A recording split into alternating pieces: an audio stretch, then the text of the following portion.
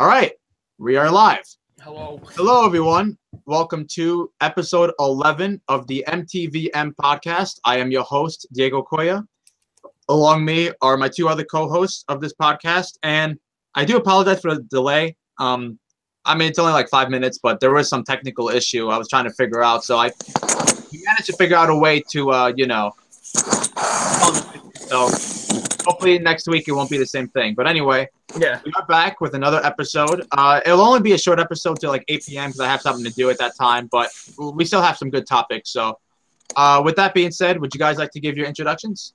Hey, what's up, you guys? Film Fan 0599 here again, and welcome back to the MTVM podcast. We're here once again for another exciting episode. This is episode 11, right? Episode 11, yep. Episode 11. And, yeah. So this should be an exciting episode as usual, and, yeah, let's have some fun up in this biatch. Indeed. All right. And my name is Andrew Hayes. About to have some fun. I just realized you do not have my last Dr. Pepper that's in the fridge, but it's probably better that I don't have it since it is my last Dr. Pepper. All right. So with all that being said, first I want to introduce. I want to say hello to people in the live chat. So Jerome's online. Owen Buckner. Sammy, and C.A. Cougar. Okay, so thank you guys for watching. And, yep, let's get started right away. So first topic we're going to do is movies. As usual. Yep, as usual. So I have 3 movie topics today. All right, so my first movie topic is involving John Wick Chapter 3. Oh! So John Wick Chapter 3, there is some official news, like some updates, so I just want to go over that real quick. First of all, the release date has been announced. John Wick Chapter 3 will be released on May 17th, 2019. So, only a couple days after my 20th birthday. That is exciting. Nice. And I'll say this now. I know we're only in January, but I'm going to tell you this. John Wick Chapter 3 is one of my most anticipated movies. Same here. So I'm really excited. Also, it has been confirmed that the director of, because the first movie was directed by 2 people, and then the second one was directed by Chad something. Yeah. Well, that guy, he's going to be directing the third one, so he's coming back for the third one, which is great. Yes. So, yeah, he was one of the people who worked on the first one. Then he went solo on the second one. He's going solo again on this one. And yeah, I mean, if it's the same director and if he's going to be doing the same story, then I can't wait to see what he has. Same here. What he has next. Another thing too, they mentioned some people are coming back, like Lawrence Fishburne. He will be returning. Now, what he's going to be doing in the movie, I'm not sure. Even though he had small roles in the first one and the second one, I was always interested to see more of him. So hopefully, we'll see more of him and what he can do in the third one, and a couple of other characters returning from the previous movies. But I'm very excited about this, and filming will be starting actually in March. Either early March or late in March. I have to look at the article again, but it will be starting in March. That's the point. So, what do you guys? Anytime. Are you guys excited? What do you guys have to say about this? I'm excited. Very much excited. I love the first John Wick. That movie was amazing. The second one somehow was even better than the first one. It made it in my top 10 best movies of last year, and yeah, especially where. I guess no spoilers, because just in case if you haven't seen the second one. But what happens at the end and where it leads into what could the third one possibly be? Yeah, I'm all for it. I can't wait for it. Easily one of my most anticipated movies of 2019. Oh yeah, same here. You have any thoughts, Andrew? No, I'm very excited for it. They left on pretty much such a cliffhanger on the second one, and it only makes me excited. Yeah, absolutely. So, obviously, they haven't even started filming yet, so who knows when we get a trailer, maybe, like, by the end of the year or something. Maybe. Whenever it is, I can't wait to see the trailer, and I'm excited for the movie, too, because I'm a fan of the franchise so far, and with the way the second one ended, it made me more excited for the third one, so. Yeah, if you ask me, I think it's the best action franchise going today. Yeah, I mean, I can't argue that. Like, the action is just amazing in the movie, so. All right, so, that concludes my first topic. My second topic regards the new Cloverfield movie. Oh. The new Cloverfield film that's going to be coming out this year has gone through, I don't want to say production issues, but it's been delayed a couple of times. Like, originally, it was going to come out, like, last October, November. and then that got pushed to February. And then, like last month, they said, nope, it's actually coming out in April. And apparently, the movie's not going to be called God Particle anymore. It's going to be a different. Oh, really? It's going to be Cloverfield Station. Yeah. Okay. Yeah, that's what Is I read. it really called that? I think that's the official. I don't know if that's the official title, but it might be. I like God Particle better. Yeah, I mean, God Particle is a cool title, but what I wanted to bring up though was the fact that we might get it sooner than April 20th, because that's the release date it's supposed to be coming out. We might be getting it sooner because Netflix might be getting this movie. This movie might be coming out in Netflix rather than in theaters. Okay. How do you guys feel about that? How do you guys feel about Netflix potentially getting this movie? Okay, how did 10 Cloverfield Lane do at the box office? I will check that right now because I don't know. I don't know if it was a success or not. Let me check. Because if it wasn't a success, then this kind of somewhat makes sense.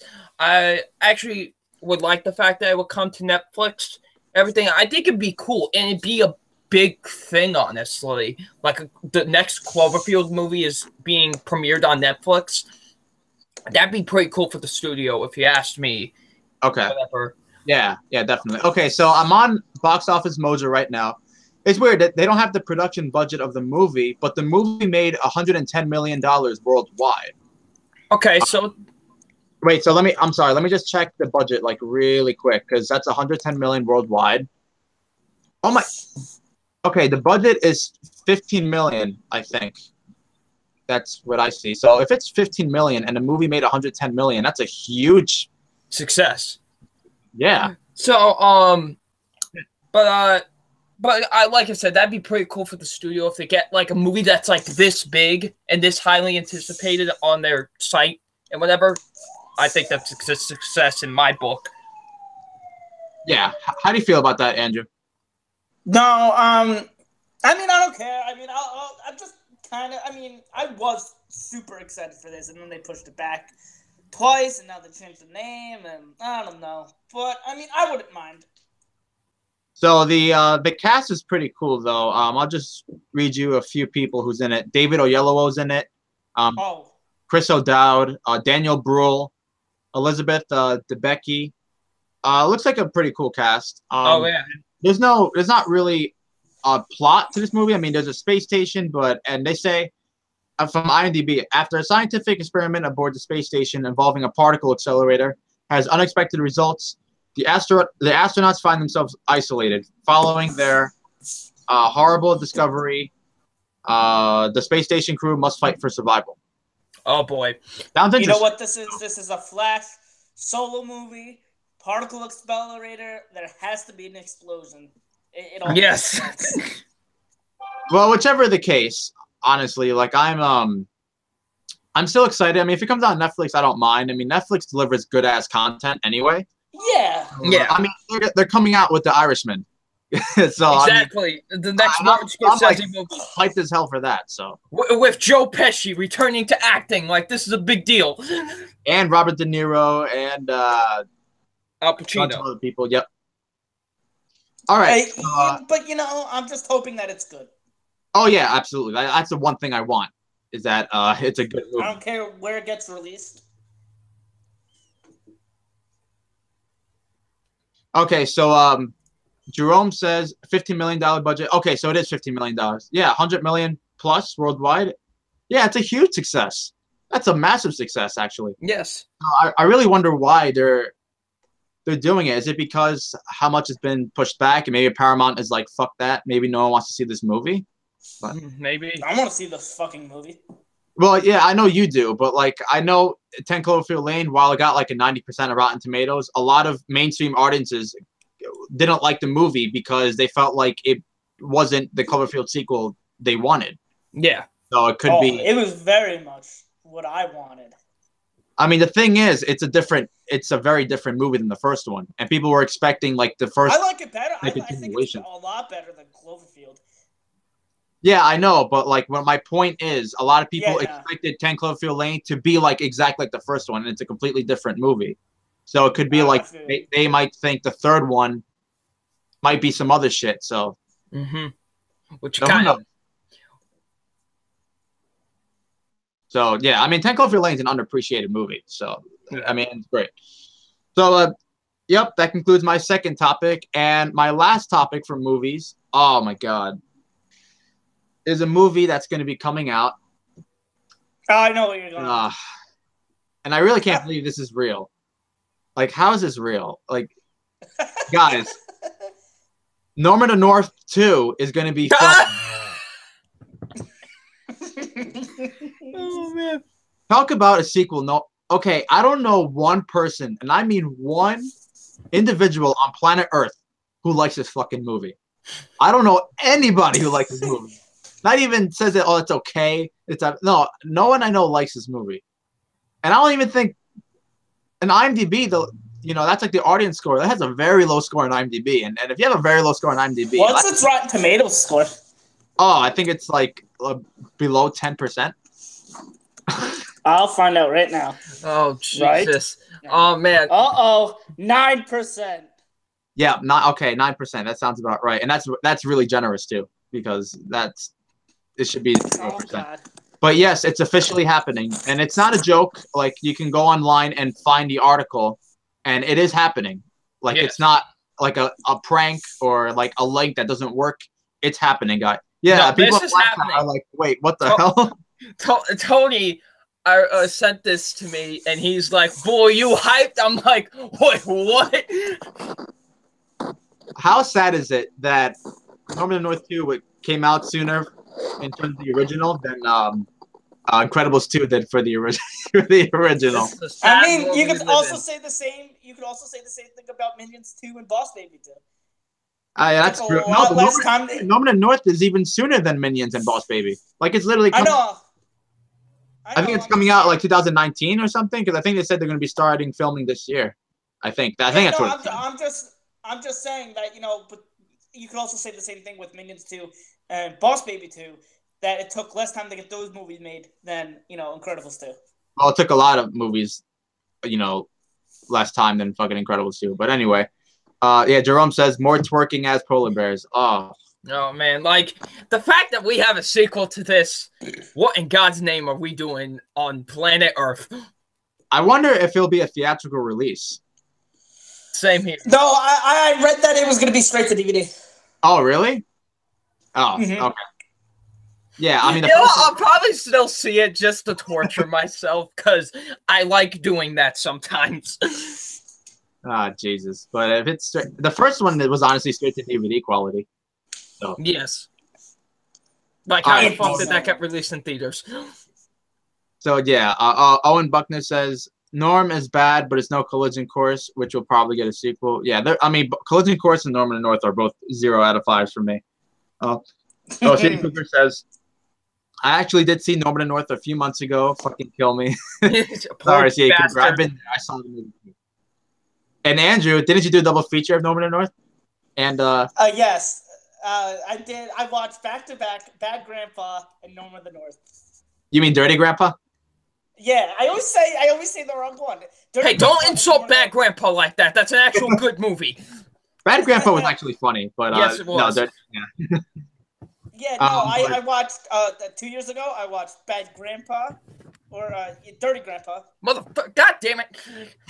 I watched Dirty Grandpa and Norman the North back to back, and last year I watched Snatched and Fist Fight back to back. This year, what 2 movies will I watch back to back? Stay tuned. 50 Shades of Grey and 50 Shades Darker in order to see 50 Shades Freed in theaters. I already told you, I'm probably never going to see a 50 Shades of Grey movie ever in my life. I don't need that kind of stress. Life is short. Don't need that toxic negativity in my life. All right, so that pretty much concludes my topic for movies. Those are the big ones that I were able to find. So, okay. Double Nine, your topic for movies, what are they? I got 2. All right, first, we're going to be discussing a trailer, because I'm the king of trailer discussions on this goddamn podcast. We're going to be talking about the new Pacific Uprising trailer. I don't know if you guys got the chance to see this trailer today. No, and that came out today. Do I ever see trailers? Yes, came out today. And I didn't see it, no. Pretty awesome trailer. Listen, I know some people are like, oh, this movie doesn't look as great as the original. Listen, this movie looks like exactly everything I could have possibly have wanted to add this movie. Just ridiculousness, beyond the max. Okay, this looks like a ton of fun. I can't wait to sit my ass in the theater and just have a good time with this movie. You know, not every movie needs to be the most complex fucking movie ever made. You know, you just sit down and just have a blast with the movie. And this is exactly what it seems like. I will say the CGI, although it doesn't look bad, it doesn't look nearly as good as like the first movie. Mainly, and someone brought this up actually, pretty nice point. This one is set more in the daytime, so it's kind of more obvious looking a little bit than it was in the original, because that took place like in the nighttime for the most part in that movie during the battles and stuff like that. Yeah. So but I will say, yeah, I'm excited. I can't wait. This trailer got me even more excited for this movie. I'm hyped. I don't give two shits what you say, Caden. If you're watching this, I'm hyped as hell. Fuck off. Now, actually, I have a question. Does the fact that Guillermo del Toro is not coming back for the second one, does that make you a little less excited than you would be, or are you don't mind that he's not coming back? I would have loved for him to come back, but it seems like his feel is still there with this one. It seems like. Okay. So yeah, but hopefully it's a good movie. I want it to be a blast. So yeah. Yeah. All right. So Angel Lane says, "What? Oh, hey, Angel, what's up? Hello. How was your day? Owen Wagner says, "Oh, okay, the first movie looked fantastic." C. Cougar says, "This movie looks like it's going to be a lot of fun." I'll check out the trailer then.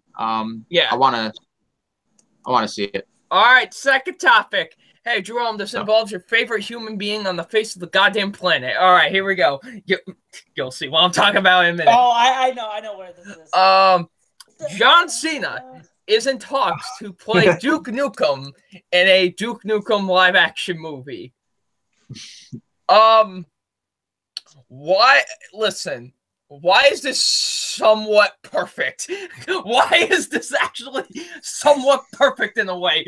Like, I don't know why, but when I see Duke Nukem, like, when I heard the casting call and I try to picture Duke Nukem and, like, John Cena I'm like, this is actually not too bad. Like, I'm actually, like, if you put him in, like, the suit and shit, like, it actually kind of looks like him. Just dye his hair blonde and it will be perfect. Is that is that a video game? Yes, yeah. Duke Nukem is a very, very, very popular video game amongst a lot of people. Not Duke Nukem Forever. That shit sucks. Duke Nukem Forever had achievement in it where you got from throwing poop. So, but Duke Nukem, yeah, very popular video game and everything, and they've been trying to make a movie about him for a long time, and John Cena is now in talks to play the titled character. Who knows? He could. I think maybe he could do a solid job as the character. Like I said, for some reason, he's got the look for it. He really does. He's got the look for the character. But hopefully, I wouldn't mind it. I think he could do a pretty solid job as the character. So yeah, that's what you got. Any thoughts about Jerome it? doesn't seem happy like that. Yeah, Jerome is not happy at all. Well, I mean, Jerome, why are you not happy? It's your favorite human being on the face of the planet. Why are you not being happy? Well, here's my thing. I mean, I can't really comment on any of the material, but the fact that it's a movie based on a video game, that's a red flag. I mean, I'm not even talking about John Cena. It's just like, look at the track record for all the movies. Name one good movie, video game based off a movie. Warcraft. I personally wasn't a fan of Warcraft. But. Okay. Oh boy. All right. So yeah, that's all I really got my thoughts about that, and that does my movie topics.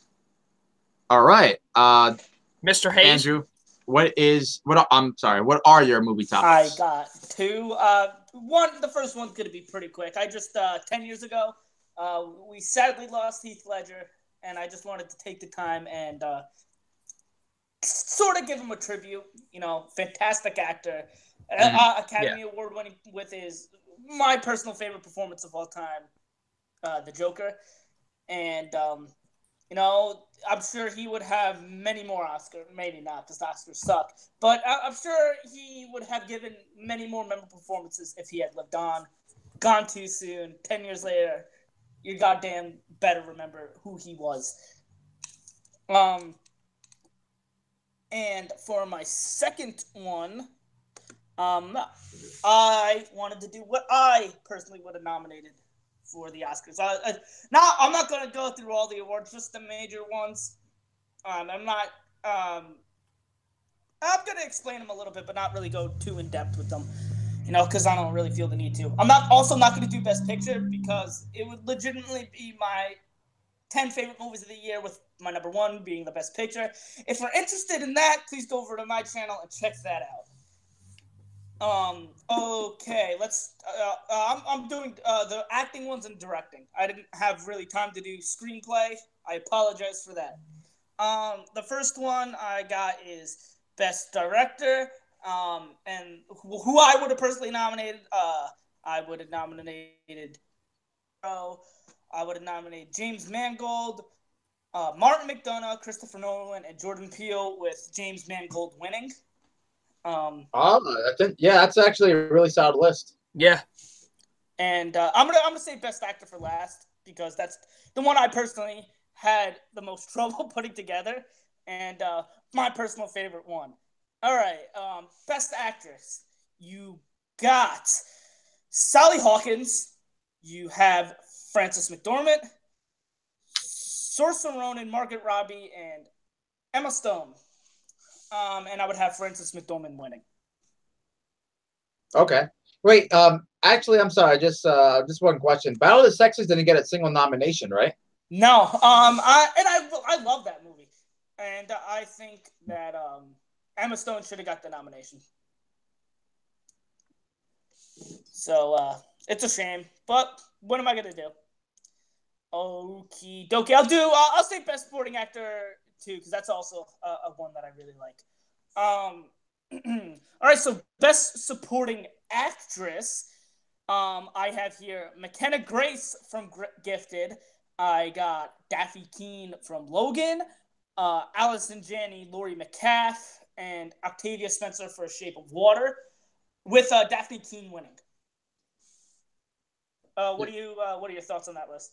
Yeah, well. I mean, I haven't seen I, Tanya or Lady Bird yet, but the other ones you mentioned do definitely deserve to be there. So, all right, and Best Supporting Actor is going to be my next one, and for this one, I have Will Poulter from Detroit, Sam Rockwell. I got Michael Shannon from Shape of Water, Patrick Stewart from Logan, and Bradley Whitford from Get Out, and I have Sam Rockwell winning this one.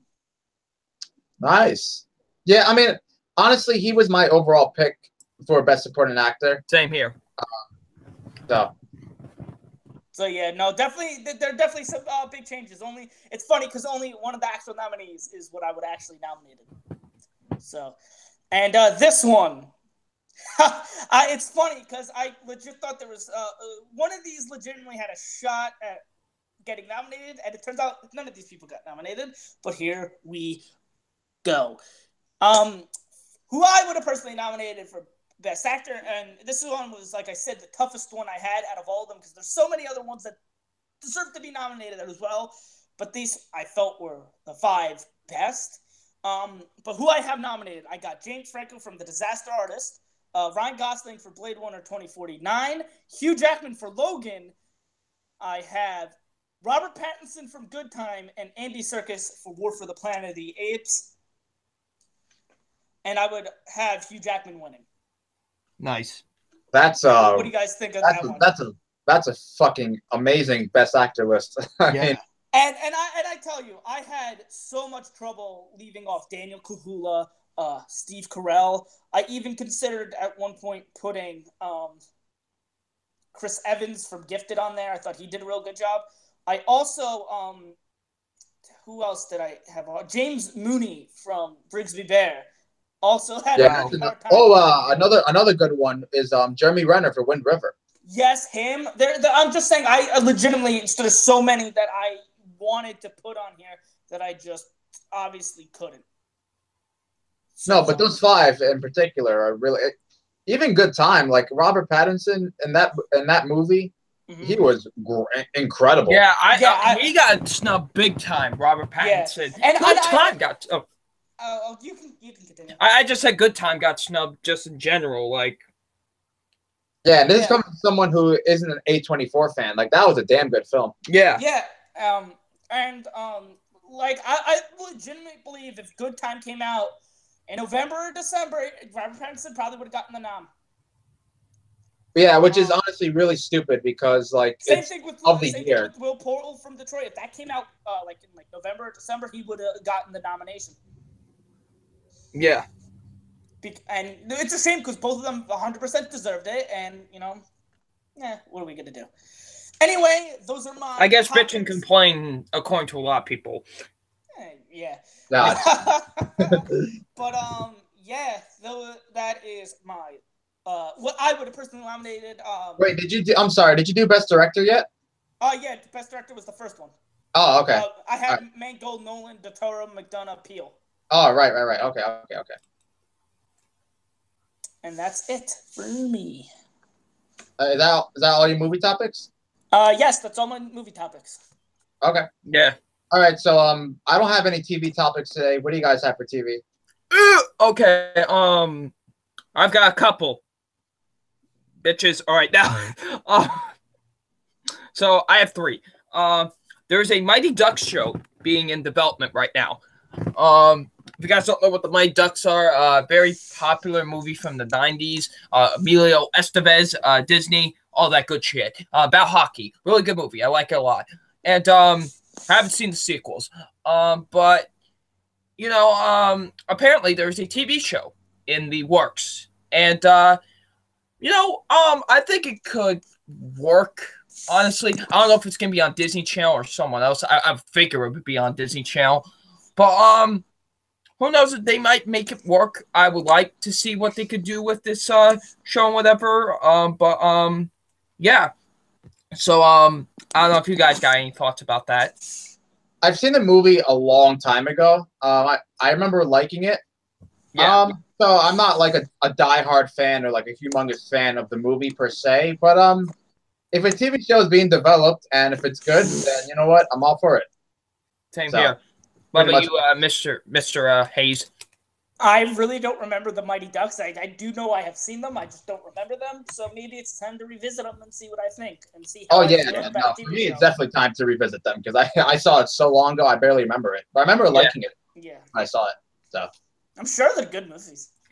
All right, now I don't know if you guys remember a show called Party of 5. You guys remember that show? I know of it, and the only reason I know is because my mom loves that show. I believe it has Nev Campbell in it. Yes, it does.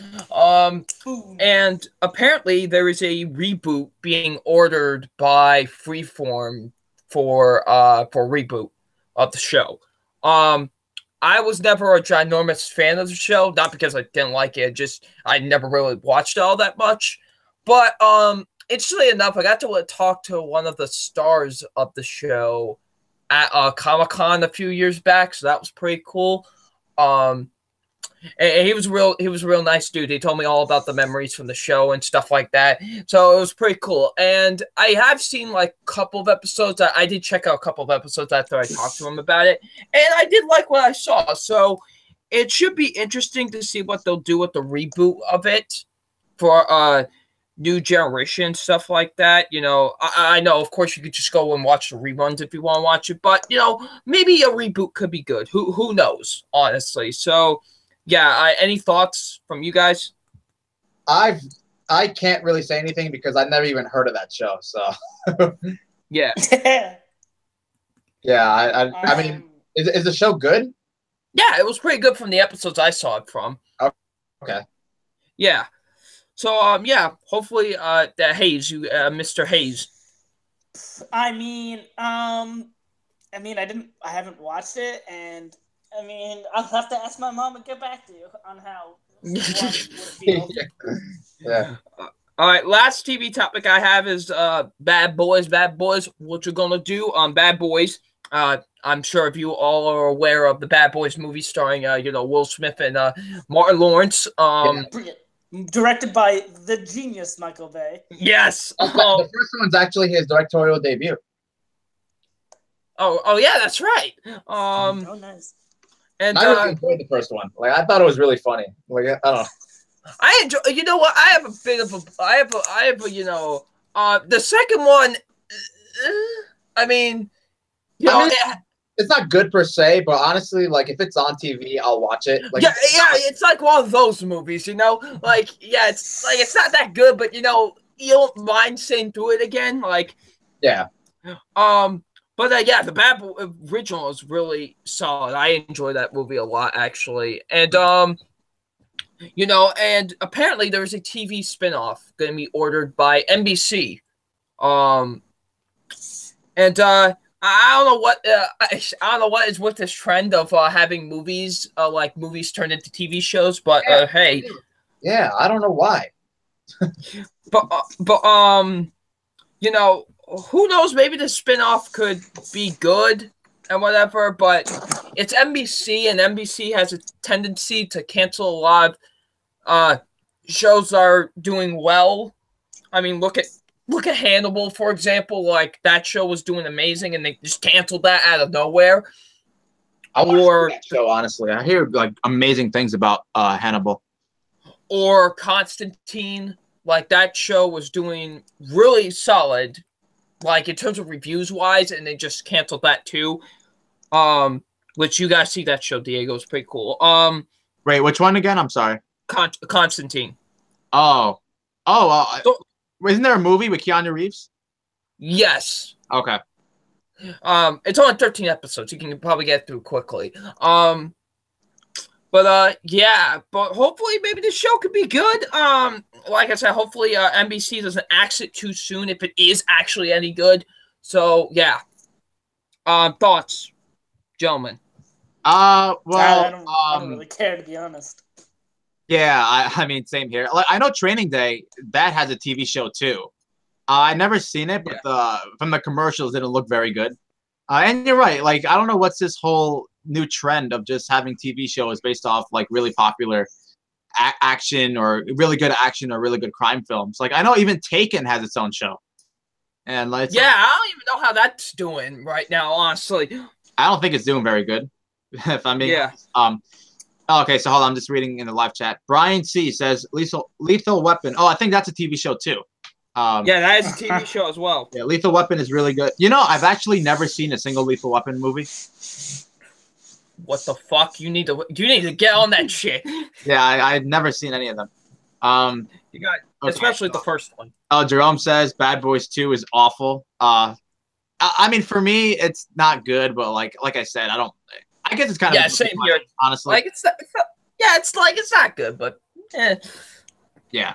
So Owen Buckner says I am the biggest Michael Bay hater on the face of the planet. I hate that guy. I don't know.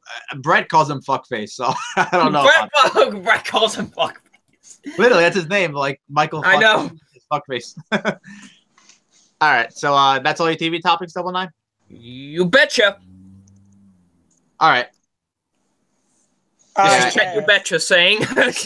All right, I got a couple. Again, my first one's going to be real quick. 10 years ago, Breaking Bad premiere. Just also want to just mention it because it is my favorite show of all time. It's fantastic, and just wanted to quickly mention that. Best show ever made. Yes, easily. Wow, I love how all three of us has that number one. Yeah, easily. The best show ever created. I actually started watching it my senior year of high school because Diego would always talk about it, and I'm like, dude, this can't be that good. So I got Netflix for the sole fact of watching Breaking Bad, and I got hooked instantly and finished it so fast. Yeah, my friend Caitlin, she's watching the first season right now, and I'm like so envious of her because she's about to experience the whole show for like the first time. Yeah, honestly, watching it for the first time is amazing. Yeah, because you really don't know what to expect. So, hold on, what did Brian say? Not better than Game of Thrones. Okay, literally for me, Breaking Bad and Game of Thrones are my number 1 and 2. Like, both of them are A+, one of the masterpieces of a series. So like, I love both of them to death. So if anyone had Game of Thrones number 1, I could completely understand why. But for me, I'll say this about Breaking Bad. it's the only show I know that as it goes on, it progressively gets better. Because with a lot of TV shows, there's always one season that's just does not as good as the other ones, or maybe like the one that's the least best is just, I don't know, just not as good as the previous seasons. For me, Breaking Bad, from 1, 2, 3, 4, and 5, they all get better as it goes on. At least for me, it does. Oh yeah, and would you guys agree that season 4 is the best season? That's what I think. I think season. Okay. Actually, for me, because I can understand why. I'll say this: season 4 and season 5 are both A pluses, like brilliant seasons. Yeah. I prefer season 5, and I'll tell you why. Because I think the way they concluded everything and the last couple of episodes were some of the most riveting things I ever seen, movie, TV, anything. But I'll say this, because season 4 focuses on the character Gus, and Gus is my favorite character of the entire series. Yeah. Other than Walter Walter White. White. My favorite character is Mike. I've always I've always loved Mike. I just thought he was he's awesome. And I've always loved Mike is awesome. And in the show Better Call Saul, he actually has a pretty big role in that show. So and like, I gotta check that out. Breaking Bad has like the best arrangement of characters I've ever seen in a TV show. To be completely honest with you. Yeah. But Breaking Bad, 10 years. I mean, honestly, I have the urge to like watch it all over again. Same here. Like, it's great. It's so amazing. Yeah, and it has some of the best. You can literally make a top 10 Breaking Bad moments, and it won't be enough. Like you need like a top 20. And it's exactly, like because there's so much shit that happens in this show. Yeah. Yep, I agree. So yeah, definitely 10 years. That's awesome. Yeah, so. Well. Greatest show of all time. Yeah. And my second topic, I'm continuing my reviews of Survivor. And the first, I got 2 Survivor seasons I'm going to review today. The first one I caught was Survivor Redemption Island. Now, like I mentioned with the South Pacific one, Redemption Island is a twist that when you're voted out, you go there and you compete in duels to stay in a game. It's basically you have a second chance to come back in. Yeah. It's the worst twist ever. And right now, I won't confirm that South Pacific is my worst because I don't know. Maybe I could see something else that I think is worse than it. Highly doubt it, but who knows? I think pretty much South Pacific and Redemption Island are not on par, but the reason why South Pacific is considerably weaker than Redemption Island is because I think the cast in Redemption Island is better. I know some people think Philip is weird and a nutcase and annoying. I find him highly entertaining. When he always got into an argument with somebody, it was very entertaining, and I was laughing the whole time. And Boston Rob, who is, say what you say about him, he is one of the greatest to ever play the game. I know it was his 4th time playing, and he pretty much had his win handed to him because he was playing with so many new people. I think just the way he played and how he had everybody under his control was amazing. And pretty much anybody from the Ometepe tribe was fairly entertaining. Not good players, but just entertaining. And but the Zapatero tribe is where it kind of really brings it down because a lot of the people on that cast is just awful. They have Russell who comes back, and I really don't like Russell. I think he's awful as a player and as a character. And the only person I really truly like on that tribe was Ralph, and he wasn't even good at the game. He was just very entertaining. That's all. And like with South Pacific, it was very, very predictable as the game went on. And because of that, I give it a 4 out of I almost said a 4 out of 5. A 4 out of 10. Yeah, 4 out of 5 is very different from 4 out of 10. Yeah. Yes. This is a pretty bad season. And the second season is also a pretty bad season. That'd be Survivor One World. Starring Samuel One World. No. Maybe Sammy being on the season would have made it better. Maybe. But listen, they had a very interesting twist with the one world twist. Basically, both tribes lived on one beach, and for the first 4 episodes, it really made for a pretty interesting dynamic. You know, the girls couldn't get the fire started, so the guys were like, all right, what do we get out of it? The girls had a fishing boat, so they're like, all right, this, and they were trying to like deals, and it made for an interesting conflict and dynamic, and it kind of had a lot of tension to it. But after the 4th episode, they scrapped it. Gone, never to see them again. This is a twist I really hope come back and they really go through with this twist, because it was a cool twist. But yeah, and again, some of the characters on here are pretty annoying. I mentioned in South Pacific how Brandon Hance is as so far my worst. Well, there is somebody who I think is worse, and his name is Colton. Now, basically, Colton is from a racist from the South who is a whiny brat that doesn't, and bitches and complains every time he doesn't get what he wants.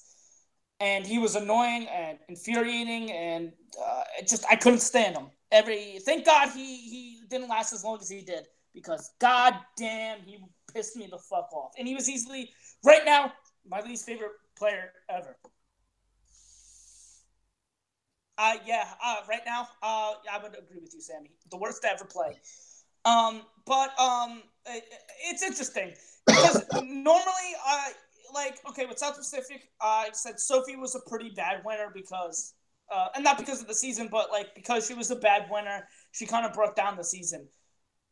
But this one has a great winner, in fact, probably one of the best winners in the history of the show, and in Kim. And it's funny because I wouldn't even say her winning brings it up, because again, it was predictable, and she is a great winner and all, but it wasn't as impressive as it could have been and should have been, because of how easily manipulated everybody was, and how easily she easily manipulated everybody, and how everybody pretty much followed her lead the whole way through. She was very smart and tricking the people, but it was just if she played, I think, with smarter people, it would have been, and she still won, it would have been a more impressive win. There are some some other good people. Chelsea was pretty cool. I also really like Jay, and Tarzan kind of annoyed me the second time around, and Tarzan was all right. Everybody else is either annoying or not memorable. I give the season a 3 out of 10. Another really bad season. And it's funny. 3 out of 10. And it's funny because Survivor Heroes vs. Villains, which I'll get to later on during this whole thing, is considered by many to be the best season. Well, after that, for a good solid 4 or 5 seasons, the seasons were awful. I call it the Survivor drought, because of how bad these seasons are for a long period of time. And, South Pacific and Redemption Island and One World are all part of that.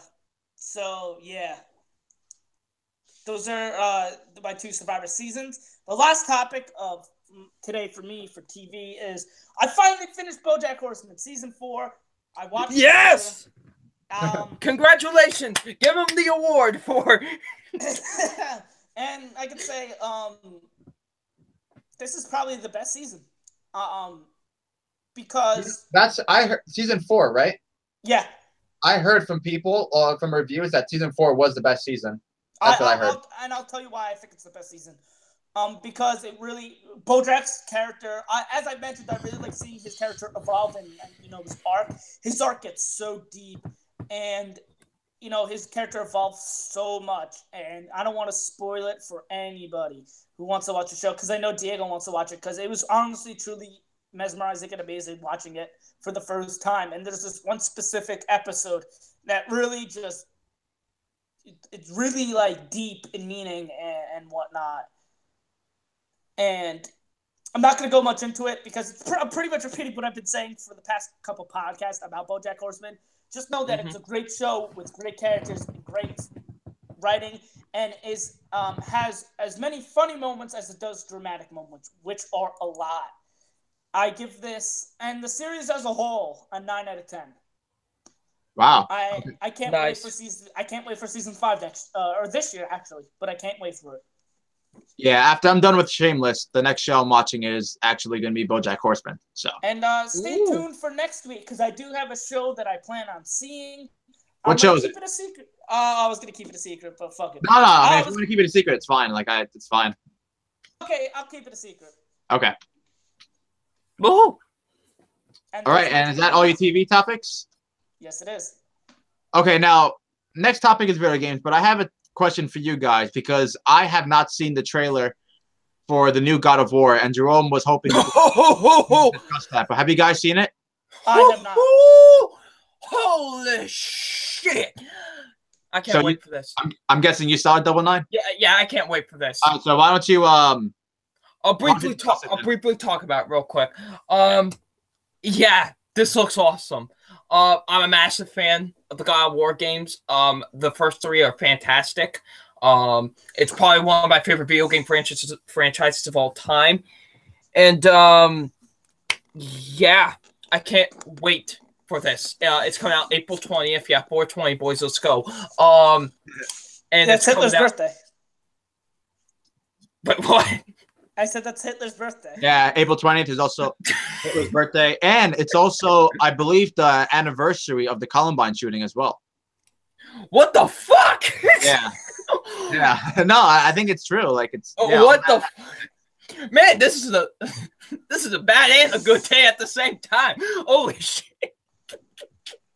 What the fuck?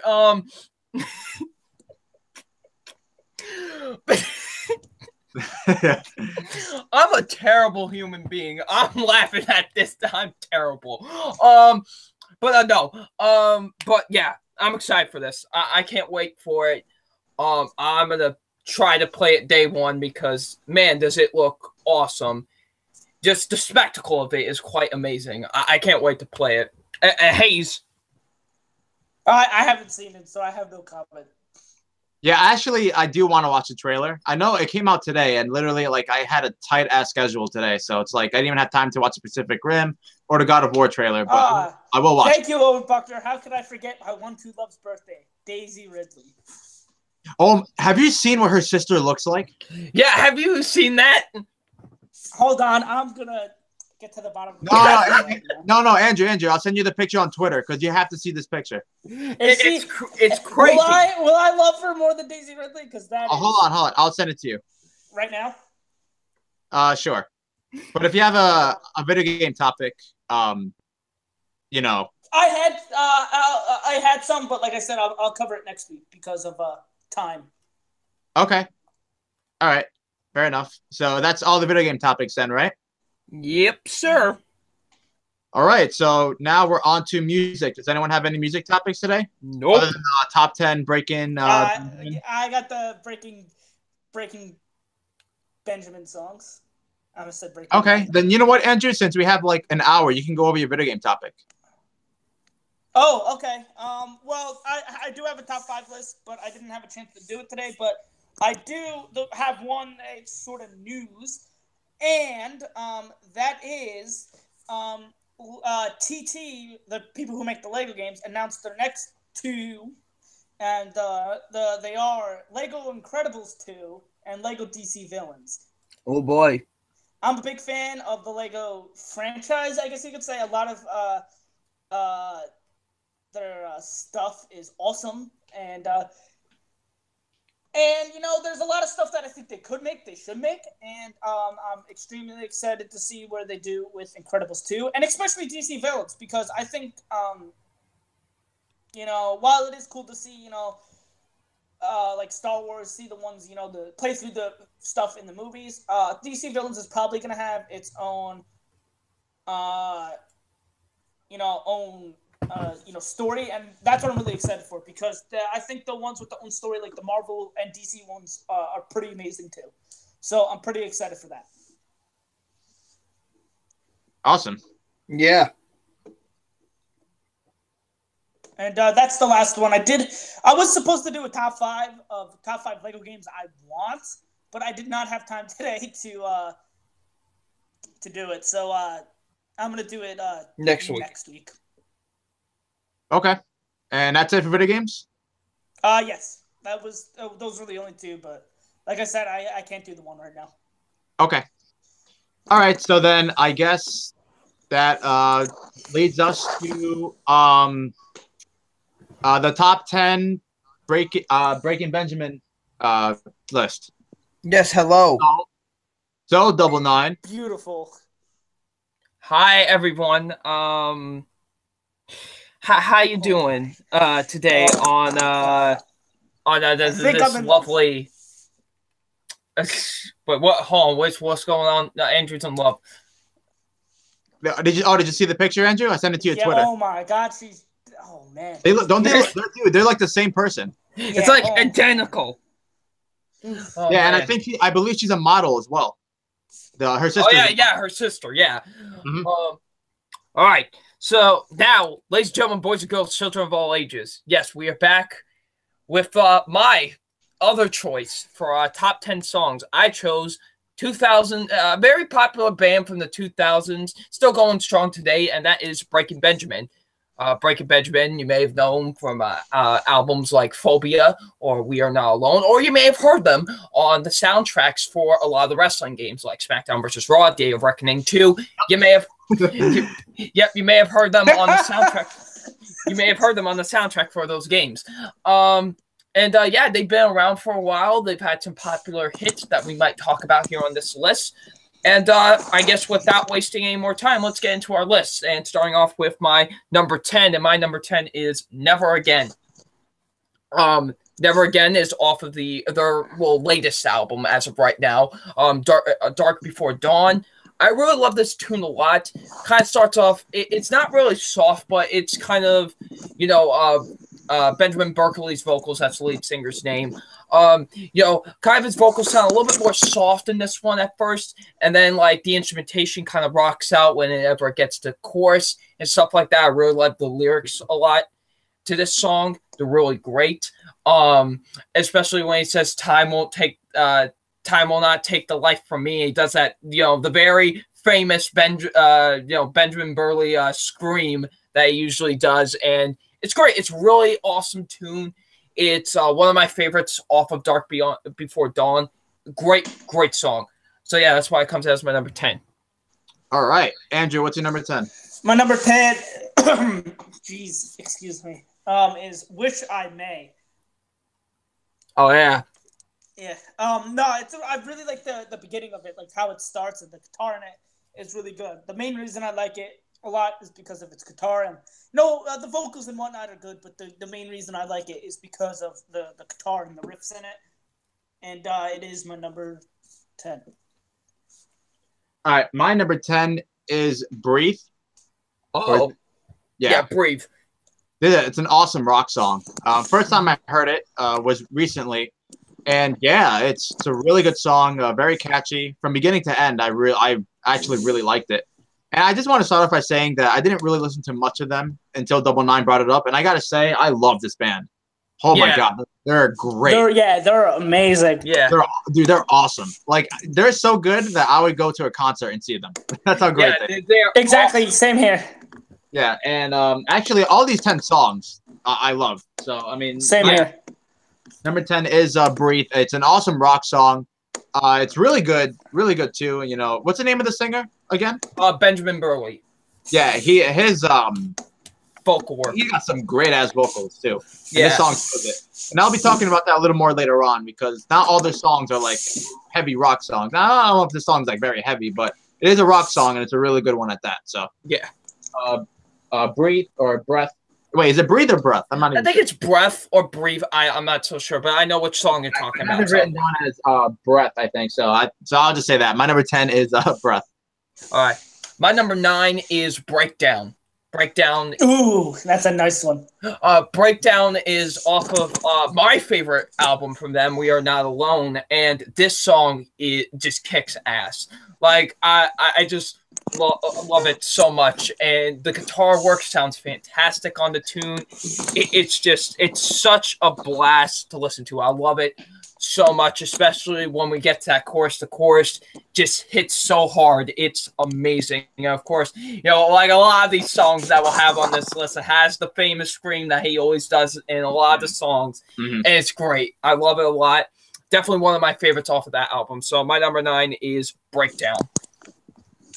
All right, Andrew, what's your number 9? My number 9 is Angel Falls. Very much like excuse me, Wish I May. I really like the guitar in this, and I really like the way it starts off. And it's pretty much the main reason why I put it on here. Again, not much to say about the song other than I really love the guitar. It is my number 9. All right. My number 9, I know this is going to be a lot higher on other people's lists. I'm not saying you guys, but other people I know really love this song, and I do too. It's my number 9. That is So Cold. Oh, nice. This is a great song. I will say this, though, and I'll tell you why it's not higher on my list. I mean, other than the fact that I just preferred their 8 songs more than So Cold, even though I think this song is great. Just, is it me, or does, like, especially the first 40 seconds, it sounds pretty similar to Spiders from System of a Down. Yeah, I can see that. I can see that. I mean, I'm not saying it's a ripoff or anything. I'm just saying it did give me that. Like the first 40 seconds. Yeah, it gave you that feeling. Yeah, and even like some parts of the song, it sounded like it was going to be the same song. But, I mean, it's not necessarily a bad thing because I love System of a Down too. Yeah. But So Cold's a really good rock song. The chorus is awesome. The outro, I'm sorry, not the outro. The intro is amazing. The first 40 seconds, it's like you didn't want to hear the rest of the song because the first 40 seconds are so good. I mean, but the rest of the song is great too. But I'm saying like the first 40 seconds really stands out. Like, and that's good when you start off a song and you are hooked like that. That's a great thing. So that's actually a positive to the song. So So Cold, another really good song from Breaking Benjamin. It is my number 9. I'm in a group with someone on Facebook, and that's actually their favorite Breaking Benjamin song. And I can see why. I can. Like, I can understand. But there is 8 songs I prefer more, but an awesome song regardless.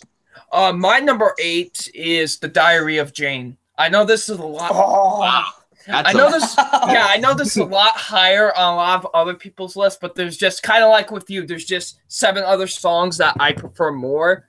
But that's taking nothing away from this song. If there's one Breaking Benjamin song that everyone knows, it's this one. This is easily their most popular song. This is like the one everybody knows. And for good reason, because this song is awesome. One of the very first rock songs I ever heard as a kid. It just left a distinct impact on me. And one of the first Breaking Benjamin songs I heard. Another one I'll mention a little bit later on. And this song is just amazing. Like, just from start to finish, it's such a perfect rock song. It's so great. Like from that guitar riff to the lyrics, especially the chorus of something's getting in the way and stuff like that. It's fantastic. It's such a perfect song, and I could definitely see why this became the band's most popular song, because it's such an incredible song. It's really fantastic. Benjamin Burley sounds amazing on it. So yeah, my number 8 is The Diary of Jane.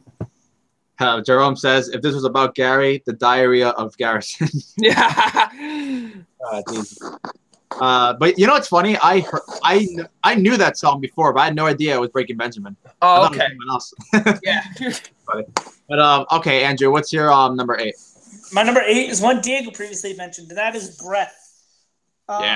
I really love the chorus in this. I think the chorus in this is awesome, and pretty much what Diego said. So I have nothing much to say about this one. It's my number 8. All right. My number 8 is Give Me a Sign. Ooh. This is have you guys seen the music video to this too? Yes, I have seen the music video to this. Great music video. Yeah, great music video too. It's a really nice song to listen to. Yeah, I mean, when I heard it, heard it like right away after hearing it the first time. Yeah, And, you press the replay button. oh yeah, yeah, and yeah, it's not like it's kind of different than a lot of their other songs, and I will talk about that a little bit more because there's another song that's like very different than the other ones. But "Give Me a Sign" is definitely has a great music video, great lyrics for sure, and a really really nice song. Honestly, like it's a great song. Yeah. That's all I can pretty much say. And fuck, what's his name again? Benjamin Burley. Yeah, his vocals in this in particular really stand out. So yeah, "Give Me a Sign" is my number 8. All right, my number 7 is "Blow Me Away." That's my number 7 as well. Awesome. Now this song, when I said there was other song that I heard from them that like these were like the first 2 songs I heard from them, this was the other one. This was actually made for the Halo 2 soundtrack. Yes, it was. And I think this is the best original song in terms of just making an original song for a video game. I think this is the best one ever created, honestly, because it's so epic. Like it makes you. Like, it's so just epic. It makes you in the feel of that video game, honestly. Like, it really does. Like, going into battle and stuff like that. It's great. Like, the guitar, like, just kind of the bong you hear in the beginning, and then that guitar riff. And the guitar's awesome. And oh, my God. One of the best riffs they've ever done. Like, it's so amazing. And then when you, of course, get to, like, the lyrics and stuff like that, and then the backing vocals that happen with it, too, like, he'll sing, and then you hear the backing vocals go along with it. Yeah. It's great. And then, of course, that awesome chorus, it's so amazing. Yeah. It's such an epic song. It just gets you in the mood of that game. Just perfect. Like, perfect song for a game like this. It's amazing, and it's easily... it's easily one of their best songs. Like, I could listen to this song goddamn loop. I really can. It's so amazing. Yeah, it's an awesome song. Definitely, even like if you're not playing Halo or anything, you can just listen to it and just like just feel pumped. Yeah. And just like do whatever. Like I can imagine like listening to this like during the gym or like working out, like just doing whatever, honestly, because it's like one of those songs that gets you in the mood.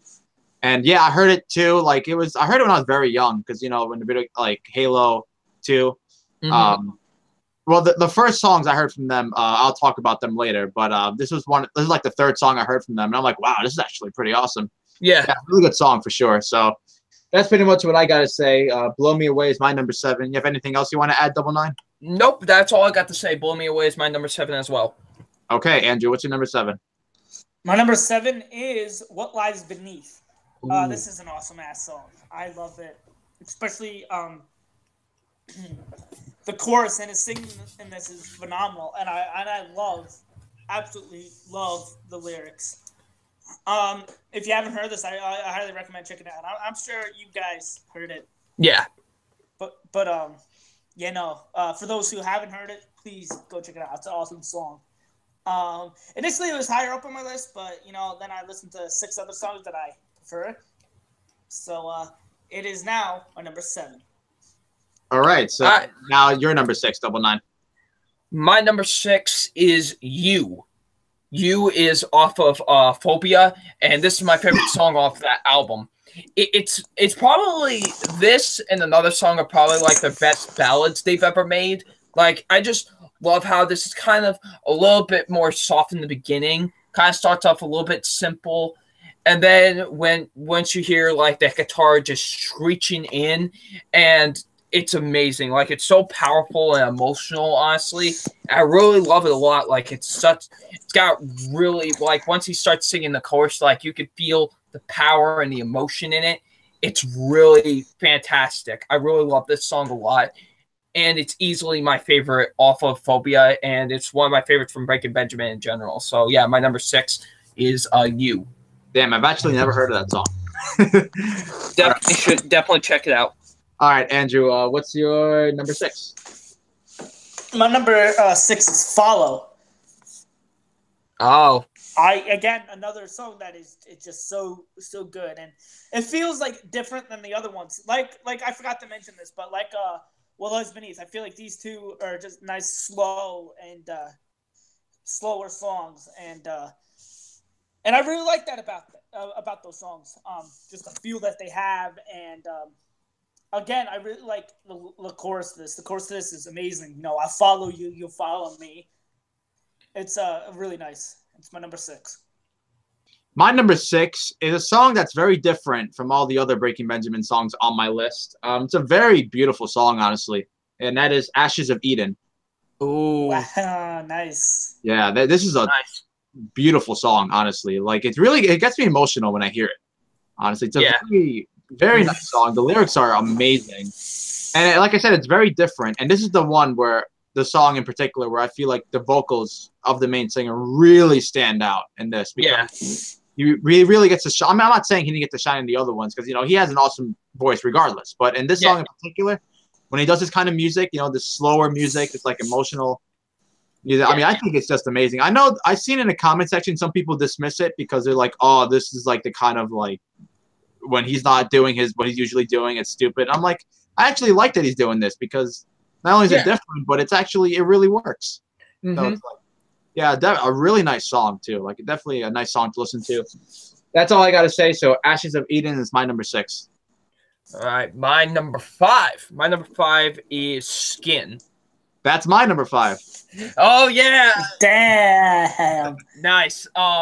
Skin is this is off of Saturated, their debut album. And I remember I told Diego to listen to this. I remember I told you to listen to this before we were preparing the list. And it's just, I know Benjamin Burley, he kind of doesn't like this song because it's just he feels like he just feels like that this song is a little bit too poppy. It doesn't like fit with their style all that much. But I like it a lot. I love it. Like, it's so great when you hear that like guitar riff in the beginning of the song, and it's just an awesome song to sing along to as well. Like, I love the lyrics to this song, especially in the chorus and stuff like that, and the like after when he sings the chorus for the first time, like it's great. And then of course when he sings the chorus for the second time, he of course does that famous scream he always does, and it's great. Like, I really love the song a lot. It's easily one of my favorites off of Saturated, and it's just one of my favorites from Breaking Benjamin in general. So yeah, Skin's my number 5. Diego. You also get, is it just me, or do you get a little bit of a Nirvana feeling in this kind of song? Yeah, in this one, right? Like, you kind of get that a little bit of a feeling in this song. Like, it's really great. Yeah, and like you said, it's an awesome song to listen to. I think you pretty much nailed it. So it's a great song though. If I'm not mistaken, it's not like one of the most well-known songs. So actually, not many people know the song. Yeah, here's the odd thing: it was released as a single. It was released as a single, but no one really talks about it all that much. I don't know why. It's really good. Yeah, it's a really great song. Yeah, that's pretty much what I got to say. So, "Skin" is also my number 5. All right, Andrew, what's your number 5? My number 5 is one that I initially had higher on my list, but as I listened to more songs, came a cut lower, but it doesn't diminish the fact of how awesome it is and how great it is, and that is "Breaking the Silence." Oh, yeah. I love this song, bro. I mean, I love all these songs, but damn, I love this song. His singing in this is fantastic. And I'm not a fan of like screamo because I always feel like usually when I hear it, it kind of feels out of place, but they use some of it in the chorus, and I think it works perfectly. And I'm actually a big fan of the use of it because I feel like it really enhances the song. Yeah. And yeah, no, but like, and it's I'm not a fan of it, and like, it's funny because like usually like I feel like it like just takes me out of the song, and I'm like, oh, this doesn't really fit. And whatnot, but it works 110% here, and because of that, it is my number 5. Nice. All right, Double Nine, your number 4. My number 4 is "Polyamorous." Great song. Polyamorous. This was off of both. This was actually on the soundtrack for This is off of their debut album, but this was also featured in the soundtrack for both Raw, SmackDown vs. Raw, and Day of Reckoning 2. So it's pretty cool. And this song is awesome. Like, it really is. It's easily my favorite off of their debut album. It's so great. Like, I love how you hear the guitar and him screaming in the beginning, but then it kind of settles a little bit, But then once he hits the chorus, I love the chorus of this song. It's so fantastic, and it's really great. It's just such a rocking tune, honestly. And it goes by so fast. Like, it's only 2 minutes and like 50-something seconds, and it only feels like 30 seconds, honestly, because it goes by so fast. And it's so great. I love Polyamorous a lot. It's easily my favorite off of their debut album. Such an awesome tune. And just something you can just listen to all the time and just rock out. So, yeah, Polyamorous is my number 4, sorry. What's your number 4, Andrew? My, my number 4 is Medicate. Another really awesome song. And I love his voice in this, especially when he goes me and just his voice just gets higher and higher and then gets right into the chorus. I think that works perfectly. And like I said, I love the chorus. And this is a song that I listened to. And then it ended and I go, damn, it's over already. So I immediately put it right back on and loved it even more the second time. And just one that I could and have listened to on repeat multiple times. And it is my number 4. My number 4 is the first song I've ever heard from Breaking Benjamin, and this is from SmackDown vs. Raw, the soundtrack, and that is Firefly. Oh, this song, I don't know why this is not on, because I've been looking at, like, Watch Mojo has, like, a top 10 Breaking Benjamin list, and this song isn't even mentioned. I'm like, what? Like, how? I don't get it. This song is awesome. It's really cool to listen to. The lyrics are awesome, and just as the song goes on, it just gets better and better. Definitely, as you guys know, like the SmackDown vs. Raw soundtrack, like at least from back in the day, like the soundtrack had so many amazing songs, and this was one of them for sure. Yeah. Like it really fit well with, like, I don't know, I just thought it fit well with the game. So Firefly has great lyrics. It's an awesome rock song, and that's my number 4, Firefly. What was your number 4 again, Andrew? Just Daniel wanted to know. Medicate. Okay. All right. My number 3 is Breaking the Silence. Damn, yeah. This song is easily my favorite song off of Dark Beyond Dawn, Before Dawn.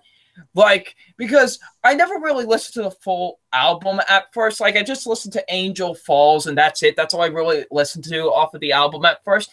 And I remember one day that I didn't press the repeat on the thing so it could play back Angel Falls. And it played into this song immediately. I was just captivated from start to finish with this song. Like, it's so awesome. Like, that heavy guitar riff and that heavy bass line. Like, it's awesome. And then, like, just those lyrics, some of my favorite lyrics that Breaking Benjamin have ever done, like, hate will kill this world, but it won't kill me. And then that screaming vocals from, like, the other bandmates, the screaming backing vocals really add to the song, honestly, and really fits well. It's such an awesome tune. Like, I could just listen to this on repeat all day. It's an amazing song, and one that gets overlooked from the band, honestly. And we were talking about songs that pass by like so fast. This song, every time I listen to it, like it only feels like a minute, but it's so amazing. I love Breaking the Silence a lot, and it definitely deserves to come as my number 3. You know, you and Andrew have that on your list, and I never heard of the song. You get on that shit. Get on that shit. It's awesome. All right.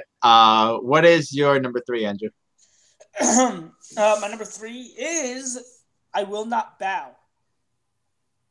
Okay. Another song with fantastic singing and lyrics. I also it's a kind of a slower song too, but again, I feel like I'm repeating myself, but I mean it's the truth. I really don't have much to say about this one. It's my number 3. All right. My number 3 was Double Nine's number 4, I think, and that was Polyamorous. Oh, okay. Yeah, awesome. Again, I heard this song from Day of Reckoning. The great game, by the way. Yeah. Yeah, awesome song. Definitely one of the few songs on the soundtrack that I've heard many times. Yeah. I always preferred this over Firefly. Like, I know other people said Firefly was the best one, but I love Firefly. It's my number 4, but like something about this one, just like, I don't know. Yes. Just that sticks with me more. And yeah, great vocal lyrics. It's Really awesome song. And yeah, not much else to say. So that is Polyamorous is my number 3. All right. My number 2 is Rain. Rain is really it's such a just nice, very different, very, very different. I will say this, I'm not a huge fan of the alternate single version that they have for this, because it kind of dismisses the feel of the original version of the song, because this one is just nice. It's just Benjamin, playing a acoustic guitar, and he's singing. I love the lyrics so much to this song. It's just a song you can listen to and just feel nice. Just feel nice, relaxed, don't have a worry in the world, honestly. It's one of those songs. And I love it so much. Like, I could just sit back, listen to it, and just feel relaxed and calm.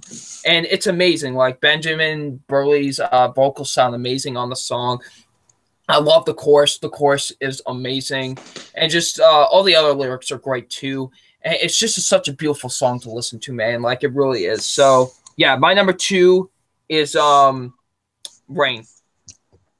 All right. Andrew, what's your number 2? My number 2 is one that Double Nine mentioned, The Diary of Jane. Oh. Yeah, nice. Really nice song. I really like, again, the chorus in this, and the singing. I mean, something's getting in the way. Something's about to break. I'm trying to find my place in the Diary of Jane. I think that's just really just brilliant lyrics. And another song where, like, it ended, I'm like, damn, that's it. And again, another one I will and have listened to over and over again. My number 2. Okay, so just so you guys know, my number 1 and 2, I flip back and forth because I really love both of them. So it's kind of hard for me to pick like my definite number 1, but this is what I came down to. My number 2 is a song you mentioned, Andrew. That was "I Will Not Bow." Okay. Yeah, a great song. Easily one of their best. Yeah, I agree. Yeah, arguably their best. I mean, it's a terrific song that is a little slower, like Andrew said, but it's still freaking awesome, and the lyrics are great, and it's a song you can listen to again and again and again. Definitely an awesome song. And there's another song that I knew before, doing my Breaking binging or whatever. Yeah. But honestly, I didn't know it was them. I just thought I assumed it was someone else. Yeah. But it's them. And it's a fantastic song. So that "I Will Not Bow" is my number 2. All right. Number 1, we're here, folks. We're here with the number 1, our number 1 favorite Breaking Benjamin song. All right. So here we go. My number 1 favorite Breaking Benjamin song of all time is Firefly. Wow, I'm actually surprised that was the number 1. Yeah, Firefly is easily my favorite song from them. I remember hearing this off of the SmackDown vs. Raw soundtrack and just immediately falling in love with it. It's so cool once you hear that, like, the drums and the guitar in the beginning of it, and then it kind of tones down a bit before he starts singing, and it's really fantastic. I love how kind of also in the song, he's talking good about the Firefly, but once we get to the last part of the song, he is just angry at him. Like, he's like, "Fuck you, Firefly. Have you lost your life?" Like, he just gets angry at it, and it's really fantastic. I like how that song, it takes a turn towards the end of the song. It's really fantastic. I love this song so much. It's easily the Breaking Benjamin song that I've come back to the most, and has listened to the most. It's just perfect from start to finish. And that little breakdown that they have during the song too is great. It's an amazing tune. It really is. It kind of really gets overlooked a lot. Even though I know it was on the SmackDown vs. Raw soundtrack, I feel like a lot of people don't necessarily talk about this one as much. And really, they should. This should be a lot more people's favorite Breaking Benjamin songs because it's amazing. Oh, the song is freaking incredible. Yeah. Great song. So easily my favorite Breaking Benjamin song of all time is Firefly. All right, Andrew, your number 1? My number 1 is one that Diego previously mentioned, and that is Ashes of Eden. Oh, yeah. No, I agree with everything that he said. That it's a slower song, but that doesn't matter because of how great the lyrics are. and how beautiful the song is. It truly is a beautiful song, and because of how beautiful it is, and one that really moved me and one that really touched me, it is my number one. So you know how you said Double Nine Diary of Jane is like probably the most popular song? Yeah. Guess that makes me a casual fan because that's my number one. This is almost my number one, but then I like with you with your two, I was moving back and forth between 1 and 2. Yeah. No, this well, I'm good. I embrace the casual fan in me then because Yeah. it's a freaking awesome ass song. Yeah. I mean, you guys, I think you both had it on your list, right? Yes, we did. Yep, I mentioned it. But no, it's a really, really, really good song that has great lyrics, great vocals, and yeah, I mean, just if you haven't listened to it, please just listen to Breaking Benjamin too, because I know Sammy said he hasn't listened to any of their songs. I would highly recommend giving them a listen because, like I said, I didn't even know much about them before Double Nine mentioned them, and now they're so good that I'd be willing to go and buy a concert ticket to go watch one of their live shows because there's all these songs. They're like freaking awesome. So it's like, and I know like there are a couple of songs you guys mentioned that I never even heard of. So yeah, watch Breaking the Silence. Yeah, definitely listen to that one. That's Silence. one I'll do. So yeah, Diary of Jane is my number one. A terrific song, and it's their most popular for a reason. So yeah. Yeah. Oh, for sure. It's a great song. Like I don't care if it's their most popular. If someone puts that as their number one, I can't argue with it. Like. Yeah. Exactly. Yeah. So I actually do want to say this before we wrap up. There is actually I thought of an idea today. What I want to do. Yes. So what I want to do is I'm going to make a set of playlists on Spotify, and it's going to be all of the songs we said on our top 10 list on everything and put it all in one. So like the first list I'll do is MTVM's best songs from Queen, and all the songs we mentioned will be on the list. Okay. So, like, I'll do that for like every episode, and then like that's what I'll be doing. So like I'll write down all the songs you guys say, and I'll say, and I'll just put the list on Spotify. And that's awesome. Yeah, so if you guys ever want the list or anyone else wants the list, I can just send it to them and like yeah. Yeah. It'll just be a playlist of the MTVM, just whatever's in our top 10. No honorable mention anything. Just whatever's in our top 10. Yeah, top 10. Yeah. Yeah. And that'll be it. So, well, there'll be more than 10 because all of us have different songs. So. Yeah, but you know, it's like a best of. It's like yeah, it's a best of list. Yeah. So that's what I'll do. So I'll get started on that I'll get that done before next week. Yeah. And then that's now. So. All right. So that was our list. Thank you, Double Nine, for bringing up Breaking Benjamin. You're welcome. Anytime. So now Double Nine has chosen his two bands, which means it is Andrew's turn. It's Andrew. I want you to let us know who we're doing next week. All right. What we're doing the next 2 weeks, we're doing Taylor Swift and Sesame Street songs. Yes. Yeah. Can't wait. Let's go. I'm Can't kidding. wait. We're going to be doing Billy Joel and Elton John, or the serious action picks that I do. Who we doing now first? That I think about it, Billy Joel. Okay. I gotta get to listening then. Yeah, but, same. I wouldn't mind doing Sesame Street songs because I think that would make for a great list. But that'd be great. Yeah. We're doing Billy Joel. Okay. Yes. Awesome. Nice. That should be a great list. Yeah. All right. So that is a wrap on the MTVM podcast, and that makes it officially the shortest episode of the MTVM podcast we've ever done. So, but still a great one. Yeah, still a really good one. Yeah, thank you guys for joining me like always. Thank you for people watching the live, who are watching the show, who are participating in the live chat. Yes. And yeah. So, you guys have anything else you want to say before I end the broadcast? Hope you all have a good rest of your day, and thank you for watching the MTVM podcast, and had a great time as usual. And we will see you guys in the next episode. Oh, and by the way, Andrew, you made Jerome happy with Billy Joel. So right on. I never knew he was a Billy Joel fan. That's interesting. No, me too. I'm a huge Billy Joel fan. Oh no, I was saying like Jerome. I didn't know he was a Billy Joel fan. Well, Jerome, anytime you want to talk about Billy Joel, I'm your guy. Yeah. All right. So what do you guys say, Andrew, before I end the broadcast? Another great episode. Looking forward to next week. When we will go over our top 10 Billy Joel songs, and I will be giving my review of the much anticipated NXT TakeOver Philadelphia and the Royal Rumble, which I will be personally attending to live. Please, Lord have mercy. Please, let's not have Roman Reigns win, because we all know what happened last time he won the Rumble. Yeah. Wait, I'm sorry. Is Royal Rumble this Sunday? Yeah, this Sunday. Okay, cool. Yeah, so yeah, definitely review that for the TV part. Yeah, since I'm going to be there. All right, cool. All right, and he says, "Bring your mace." Jerome says, "Bring your." Yeah, so that should be fun.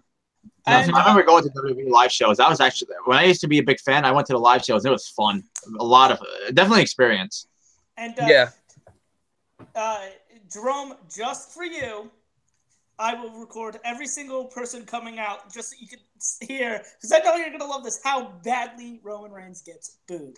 And I will send it to you personally because I know that's what you want. Yes.